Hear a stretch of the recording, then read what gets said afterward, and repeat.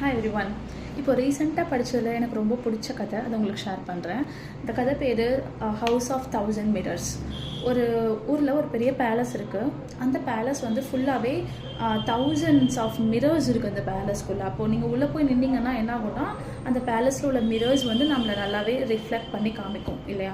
So இப்போது ஒரு talk இருக்குது. அந்த டாக் வந்து பார்த்திங்கன்னா ரொம்பவே ஒரு நல்ல குவாலிட்டிஸ் உள்ள ஒரு நல்ல ஹாப்பியாக இருக்கிற ஒரு டாக். இந்த டாக் என்ன பண்ணுதுன்னா, இட் டிசைட் இந்த பேலஸ்குள்ளே போய் பார்த்துட்டு வருவோம் அப்படின்னு சொல்லிட்டு உள்ளே போய் என்டர் ஆகி உள்ளே போய் பார்த்தா அழகாக அங்கே ஒரு ஆயிரம் டாக் இது மாதிரியே அங்கே வந்து ரிஃப்ளெக்ட் ஆகுது. இது ரொம்ப ஹாப்பியாக சிரிக்குது, டான்ஸ் பண்ணுது.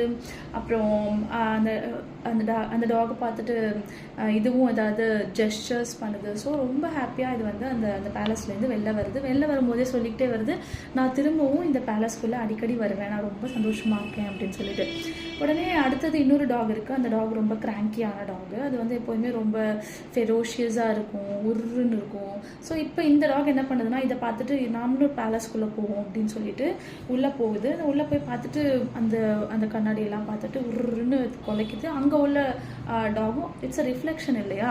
ஆகவே எல்லா டாக்ஸும் இதை பார்த்து குலைக்கிற மாதிரி இருக்குது. திரும்பவும் ஃபைட் பண்ணுது, பராண்டுது, உருண்டு பெறலுது. இது கூட எல்லாமே சண்டை போடுற மாதிரியே இதுக்கு தெரியுது. ஸோ இந்த பேலஸை விட்டு வெளில வரும்போது, இது மாதிரி ஒரு ஒஸ்டான பிளேஸ் வேறு எதுவுமே இல்லை, இனிமேல் இந்த இடத்துக்குள்ளே நான் வரவே மாட்டேன் அப்படின்னு சொல்லிட்டு ரொம்ப கோவமாக வெளில வந்துடுது. இந்த கதையிலேருந்து உங்களுக்கு என்ன தெரியுது? இந்த உலகமும் இந்த ஹவுஸ் ஆஃப் 1000 மிரர்ஸ் மாதிரி தான்.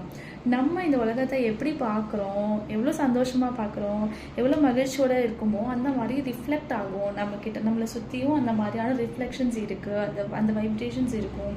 ஸோ நம்ம கோவத்தோடையும் வெறுப்போடையும் ஒரு மாதிரி ஒரு இறுக்கமான மனநிலையோடையும் இந்த உலகத்தை பார்த்தோன்னா, அந்த 2வது நாய் மாதிரியே இந்த உலகம் ரொம்ப மோசம், இது ரொம்ப கெட்டவங்க நிறைஞ்ச உலகம், நான் இனிமேல் இந்த இடத்துக்கு வரவே மாட்டேன் அப்படின்னு தான் நம்ம சொல்லிட்டு திரும்ப போவோம்.